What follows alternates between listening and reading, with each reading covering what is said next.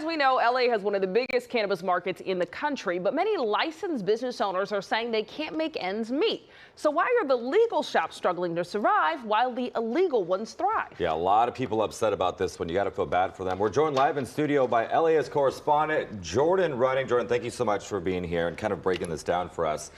This is a huge industry, especially here in California. Many legal pot shops, they're actually struggling to stay afloat. That's surprising. It's hard. I mean, it's not easy for these business owners. Right, and so there is a lot of consumption here in LA County. There's almost 1 million pounds of cannabis is consumed every year. That's a lot. And so of that, though, about 60% is going to illegal shops. Oh. So the legal shops, they have to fight for the competition of just market pressures, but then they also have to deal with the fact that these illegal shops aren't paying taxes. They're paying lower leases on their properties.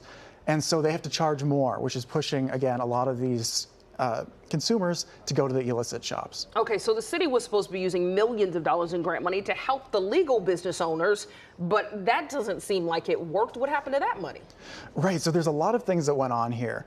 First of all, it took a long time for this money to get to the business owners. So a program was started in 2017 initially that was supposed to help specifically people from Black and brown communities who had been criminalized by the war on drugs in the past.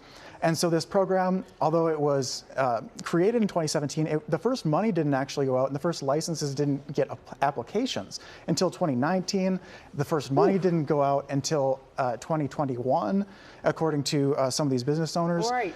And so during this time, a lot of these business owners were actually paying rents on properties that they had to acquire in order to apply for their licenses. So this is driving these business owners into debt. Right. And they're just trying to do it the right way, the legal way, and they're getting basically screwed over. Exactly.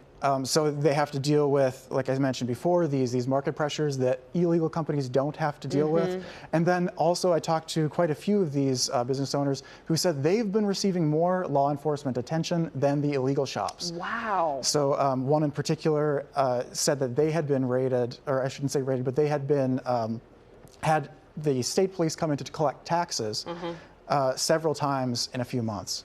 That's crazy. Yeah, no, that's a lot. I want to talk a little bit more about this audit because you found, uncovered a lot. What were some of the bigger findings that you found that you're like, wow, I was not expecting that, or maybe you were?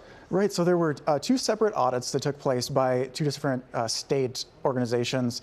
One of them found that the city of Los Angeles may have misspent up to $10 million they found that the state had potentially misspent money. The city itself found that money could be up to $10 million. And so that has been in the budget and included in this most recent budget year. And there was a separate audit that found that some of this money that was intended to go directly to these social equity businesses in the form of grants, loans, and direct assistance, that money wasn't actually provided as the grant agreements intended. This is all very interesting. Okay, so the city is saying that it's giving legal help and support to these businesses. The business owners clearly don't feel like that's enough.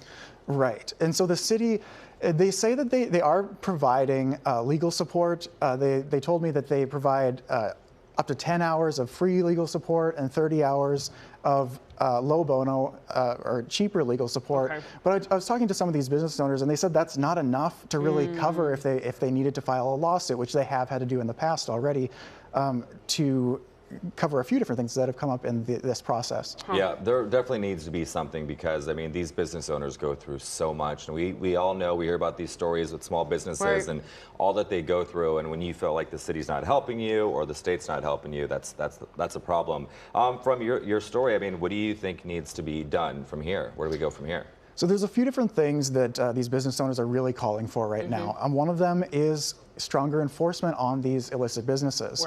And nobody's calling for a return to what had been happening in the war on drugs, but just at least an equal enforcement against these businesses that can give the legal businesses a chance to really compete in the market. Another thing is potentially lowering fees and taxes on these businesses. There was recently a motion put forward in the City Council by Councilmember Imelda Padilla that would look into decreasing the city's tax rates on cannabis.